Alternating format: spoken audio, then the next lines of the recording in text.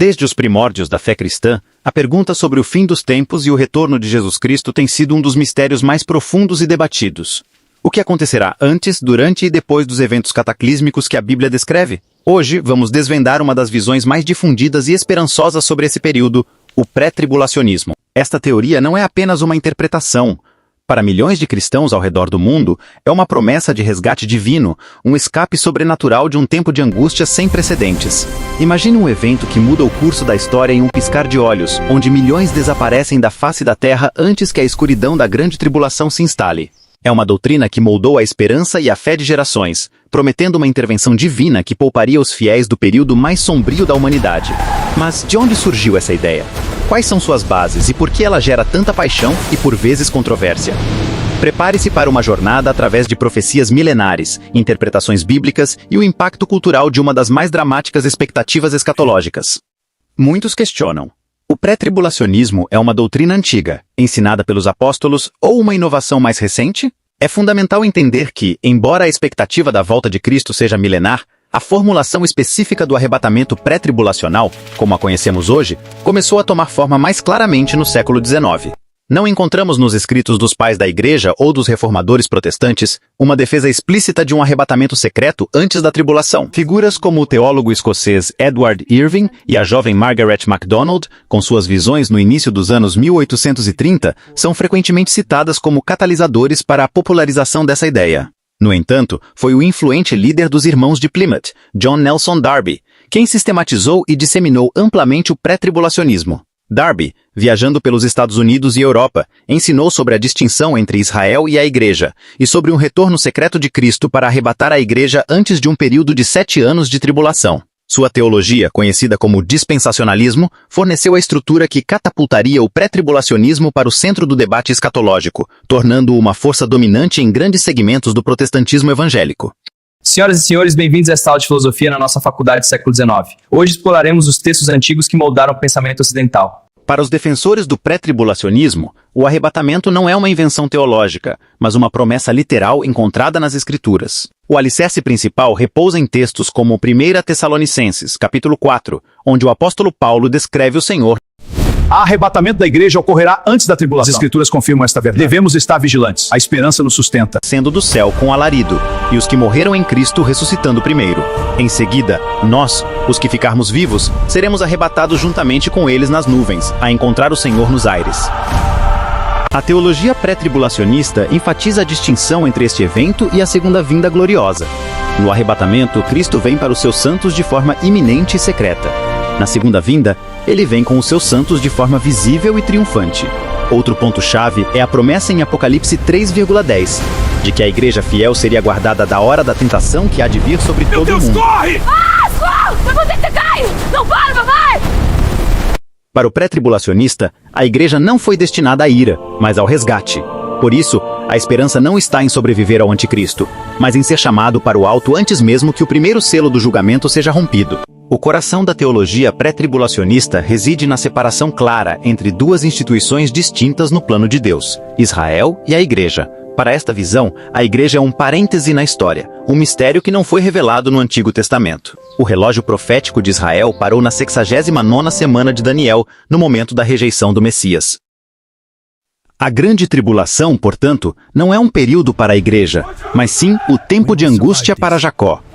O objetivo desses 7 anos finais é purificar a nação de Israel e levá-la ao reconhecimento de Jesus como o verdadeiro Messias. Se a igreja estivesse na terra durante a tribulação, os planos estariam misturados. Por isso, o arrebatamento é visto como o evento que remove a igreja para que Deus volte a tratar exclusivamente com Israel, reiniciando o cronômetro da 70ª semana de Daniel. Sem essa distinção, o pré-tribulacionismo perde sua lógica. Com ela, o arrebatamento torna-se a peça necessária para que as profecias do Antigo Testamento se cumpram literalmente. Uma das características mais marcantes do pré-tribulacionismo é a crença na iminência do arrebatamento. Isso significa que o evento pode acontecer a qualquer momento, sem que haja necessidade de sinais proféticos prévios para sua ocorrência. Diferente da segunda vinda de Cristo, que será precedida por eventos como a ascensão do anticristo e a grande tribulação, o arrebatamento é visto como um acontecimento que não depende de nenhum outro sinal para se manifestar. Esta doutrina baseia-se em passagens que exortam os crentes a estarem sempre vigilantes, como "Estai vós também apercebidos", Porque, à hora em que não cuidais, o Filho do Homem virá. A iminência gera uma expectativa constante e um incentivo à santidade, pois a qualquer instante o Senhor pode retornar. Não há uma lista de verificação de profecias para cumprir antes que o arrebatamento ocorra. Ele é o bem-aventurada esperança que mantém a igreja preparada, olhando para o céu e não para os sinais da tribulação na terra. Para o pré-tribulacionismo, o arrebatamento não é uma entrada triunfal pública, mas um resgate cirúrgico. A Bíblia utiliza a metáfora do ladrão de noite. Assim como um ladrão não avisa sua chegada e busca apenas o que é precioso, Cristo viria para buscar sua igreja de forma súbita. Enquanto a segunda vinda, 7 anos depois, será visível a todo olho, o arrebatamento é descrito como um mistério instantâneo, num momento, num abrir e fechar de olhos.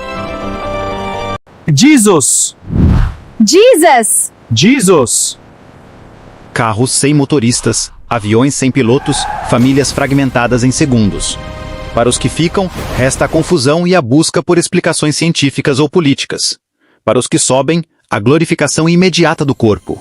Este conceito de vinda secreta serve para proteger a igreja da ira vindoura. Irmãos, a ordem mundial aguarda. Os arrebatados são a chave? Sim, mas com cautela. Cautela, o tempo urge! Enquanto o mundo se prepara para a ordem do anticristo, os escolhidos já estarão no tribunal de Cristo, recebendo seus galardões, longe do alcance do julgamento que devastará a superfície da terra.